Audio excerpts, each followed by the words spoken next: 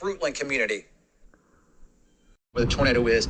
It looks like the tornado is about 3 or 4 miles northeast of Bowie. This is still a large tornado, very strong couplet. This is likely going to wind up being EF2, EF3 kind of tornado moving right at Montague. So if you're in Montague, tornado is headed towards you. This will be in the city or the town here shortly. Hey adventurers, so something kind of crazy is happening here at base camp. We're under a tornado warning. Good times. So, yeah, I'm clearing out my safe spot, I'm doing what I need to do, and I'm watching the weather on my phone. Now, this got me thinking, what happens whenever this happens on the road? So today's video is going to be about what would happen if I were in my van experiencing this same thing. And, this is crazy right now.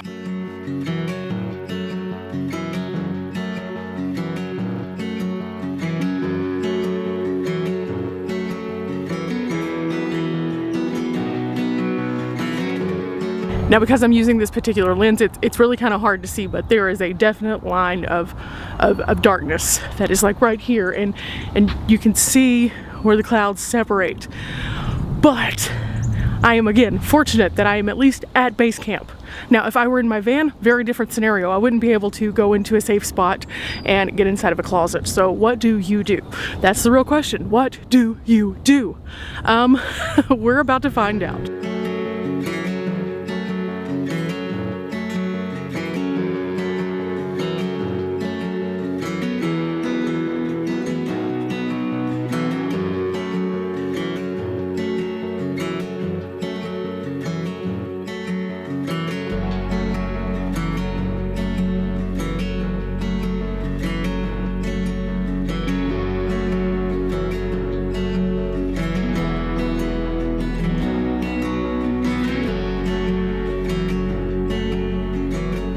Okay, so the storm seems to have, for the most part, passed. I can still hear it where it has moved to. So I'm still gonna go back inside, but I was checking everything out on here. Everything seems to be good. But again, this poses the question, what happens if I would have been in the van during this situation? And I can honestly say that being in a house in this situation, very scary, even knowing that you have a safety place. When you're in a van, you are much more susceptible. So what do you do? Really, what do you do? Leave your comments below as to what you suggest, but let me show you the things that I personally will be doing going forward if I encounter this kind of weather. It's been a little wild here, let me just say that. Even at base camp, I was looking for a large piece of cardboard to put over the front end so that I could protect the glass, because typically with storms like this you get massive hail. That wasn't the case here. We were very fortunate this time. Before we discuss what exactly we should be doing while in our vans, let me show you some of the destruction that was actually done by the Texas tornadoes. Now, a lot of people were documenting this because it was something that they hadn't ever seen in some of these areas, just proving further that you can be in an area that typically you don't experience a big storm, and then all of a sudden, out of nowhere, there it is. These are all some of the videos that I had found online from various creators who were sharing their personal experiences.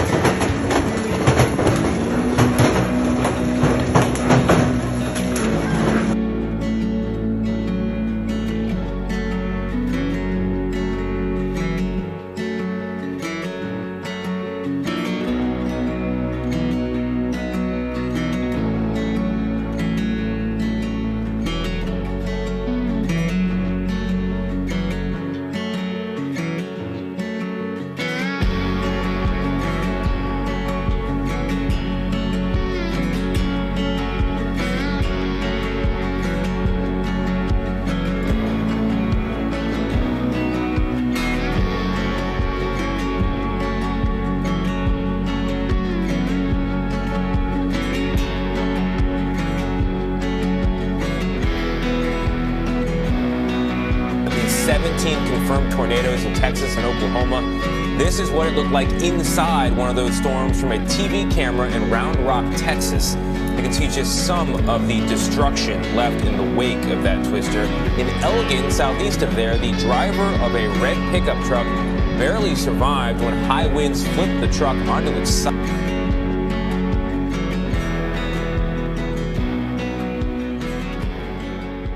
Now, as you can see, that was absolutely horrific, and in some cases you could even see that the vehicles were upside down because they had gotten stuck in the storm. Now imagine this, imagine you are inside of your vehicle during one of these storms. That could have been you. So what should we be doing to avoid that in fact becoming us? These are good questions, and so I wanted to really get down to the meat and potatoes of this issue, and I did so by consulting NOAA. NOAA is actually the group that you look to for advice when it comes to all storms. They have a center out of Norman, Oklahoma, and they have provided a lot of really good information for anyone who is stuck in Tornado Alley, and today I'm going to share some of that with you. Now, first and foremost, we need to be able to stay connected to the outside world. Even though we like to get away and retreat a lot of times, being plugged in just enough to be able to address what's going around us is super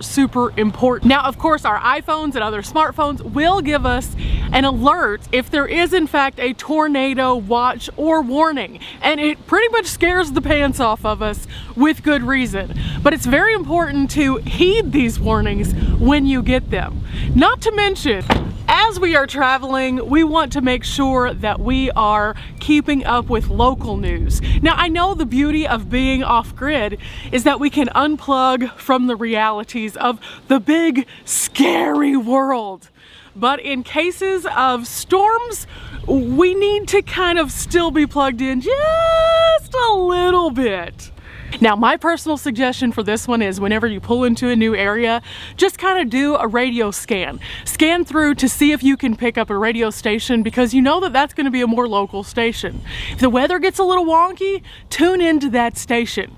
Even if you don't have television, you'll still be able to hear what is going on, and that is very important. Now, on the flip side of that, you also need to have some way that you can watch a radar. So there are tons of different apps that you can get on your phone to be able to watch the radar. Also though, you can find local news channels that are going to give you the play-by-play that you can pull up on your smartphone as long as you have service. But what happens if you don't have service? Now, this is something that we encounter a lot being in van life. A lot of times we're in places that don't necessarily compute with our smartphones. So if that's out the window, what's next?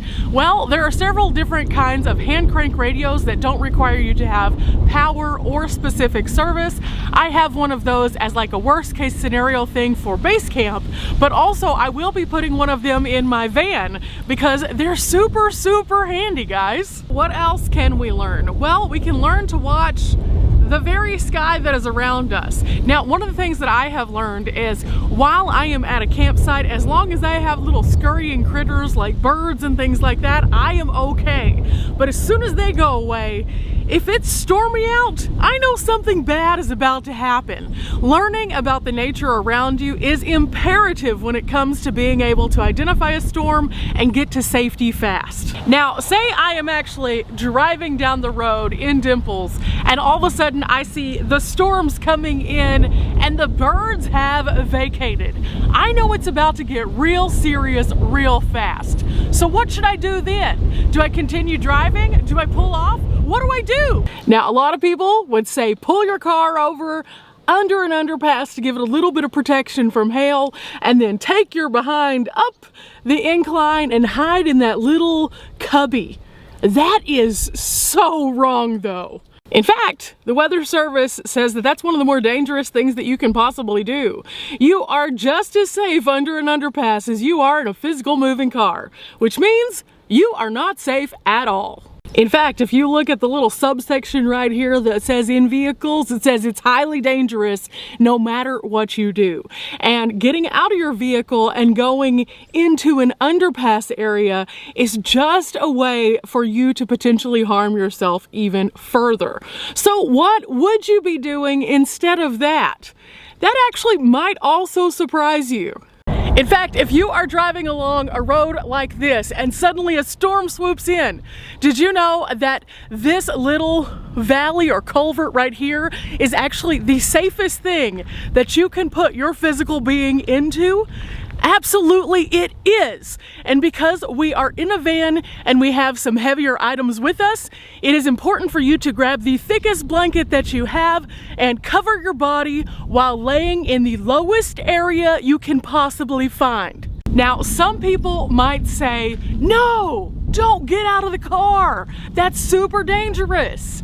But the officials say that actually being inside of here is worse than being in one of those ditches without a vehicle. Now, what if this just is not an option whatsoever? There are no low-lying areas and you have to physically be in your vehicle, or you're stuck in your vehicle when all of a sudden it drops out of nowhere. What do you do? Well, guys, if that's the case, and we can only be in our vehicle, and there's no other way for us to get out, this is what the website recommends. You are to sit in your vehicle. You are to get as low as you possibly can. Hold on to your steering wheel. And if possible, if you have something, anything that you can place over your body to help it from the glass, this is what you are supposed to do. Now that seems super dangerous, right? I mean, it seemed really scary to me to think that I would be sitting like right here with all the glass around me and that all I could do was just duck down and cover and hope for the best. But in certain situations when you're really truly stuck, this is what they recommend because it is safer for you to endure it right here in your van where you have a little bit of structure than it is for you to get out if it is physically dropping where you are at that moment.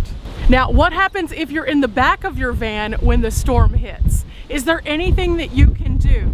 Well, actually, websites say yes. If you are like me and you have a bed that is only a portion of your actual entire back end, one of the things that they say that you can do if you are physically inside already, like you're in sleep mode, is you can get into your floorboard and pull the mattress physically over your body. This is by no means the best solution for the overall picture if you have a pre-existing warning. However, if you're caught in the midst of it and you are in the back in sleep mode, this will protect you a little bit more. And by a little, I mean a little, because remember, you're still on wheels and you still have the ability to rock and tip over. So again, not the best solution, but a solution nonetheless. Now, of course, if possible, if you have a pre-existing warning and you're in a state that does have tornado shelters readily available, like Texas does at their safety stops, by all means, pull over and go inside one of those. Otherwise, if you happen to be near a business district where they might have a seek and cover area, go inside one of those businesses and hunker down in an interior room and use your safety plan that you would at a traditional sticks and bricks. But right now, what we are talking about is the physicality of being in the van and all of the things that can happen as a result of that. Now, I never want to encounter this situation whatsoever in person while I am in my van, but I do know people who have. In fact, if you go check out my good friend Lady Bugout's video, she was in a tornado in her van and she went through the entire emotional spectrum of trying to figure out what to do, where to go, and everything else. And you need to go and watch that video so you can see what it physically was like to be in that moment, having not a lot of planning or knowledge because she was basically woken up out of a dead sleep. Oh my goodness, I can't even imagine. But that is why I wanted to create this video, so we could have this discussion. I know that a lot of us may never encounter a tornado, and fingers crossed, none of us do. But in the case that we do, what will we do? Where will we go? How will we respond? It's very important that we know at least an idea as to what we should be doing. And so that's really why I wanted to talk this out today. But again, back to the little website. This website is great, guys. In fact, according to this website, it says right here that if you are in extreme winds, pull over as soon as you start experiencing this. How many times have any of us me included, driven when it's been super windy and probably should have pulled over. I know that we're all a little bit guilty of this, but whenever you're traveling through the tornado alley especially, which continues to widen, it does make you think a little bit more. It definitely does. Now, one of the common things that I have found on all of the different safety and awareness sites is one simple thing that stems all the way back to whenever I was a child in school in Texas.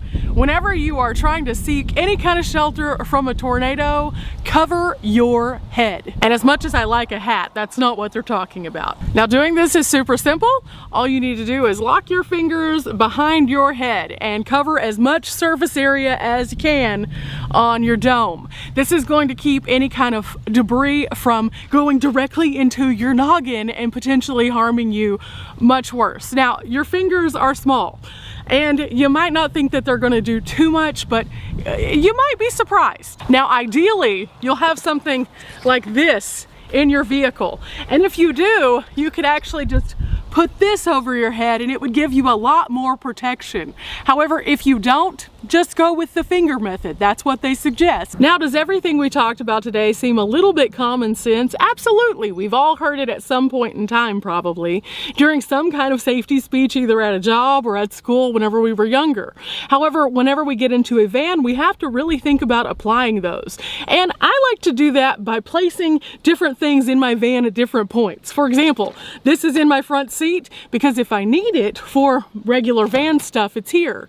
But also, if I need it for an emergency, it's the least likely emergency item ever, but at the same time, a very practical one for situations like this. And I think that's one of the cooler things about van life. To the world outside, we may be impractical because we're in vehicles traveling and living. However, when it comes to things like this, we have a practical solution for just about everything.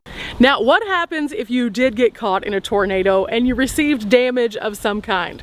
What do you need to do next? This is probably the easiest thought that goes through your mind. I need to call my insurance company. But something you might not have thought about is the fact that you may be in a different state. If you have a localized insurance company, are they going to be able to service you at a service center nearby? Or is your insurance going to require that you have your vehicle sent back to your home state? You know, there's lots of different variables. So my suggestion to you guys is to talk to your personal insurance agent. Find out about your coverage more. Also find out about how it works if you did have a worst case scenario disaster like a tornado happen. How you would seek out their service and get help in an immediate way. Especially considering that we're traveling, a lot of times we are in other states. So you need to find out what all you need to know from your personal insurance agent. And last but not least, what do you do with your paperwork? Now, I know this seems like a super silly one and kind of an afterthought, but whenever you're traveling, you need a couple of things always accessible to you. You need your ID and you need a little bit of money. So my suggestion to you is if you encounter any kind of storm whatsoever, have a grab and go that you can just grab and take with you to seek shelter, or that you can wrap up with yourself and hunker down with. That way you are protected wherever you go on the road. Now, throughout all of the storms that happened in Texas, I did see several nomads who were being displaced from their homes as a result of their vehicles being hit by the storm. And this is a very real reality. Having those things where you can grab them and hold on to them is going to allow you to have access to your contacts in your phone. It's also going to allow you access to a small amount of cash or a credit card that you already have, so that if you do need to find a place to go or contact someone and get a rental car or something like that, you have all of that with you. Not to mention, if something happens to your physical being, your person, if you have all of that with you, someone is going to be able to identify you and get you help, and also inform your family of what has happened. All of those things are very important. And again, things that you typically aren't thinking about whenever you're just getting in your van for a grand adventure. But I think that we need to be prepared for situations like this. Not always is there going to be a great structure for us to hunker down in. Not always is there going to be a perfect scenario where we see it coming. But we can can do things to safeguard ourselves along the way, and I definitely encourage you guys to start making your plan. Thanks guys for coming along with me for this little chit chat. Again, I hope we have a great discussion in the comments below about this, and I look forward to seeing you guys next time. Bye!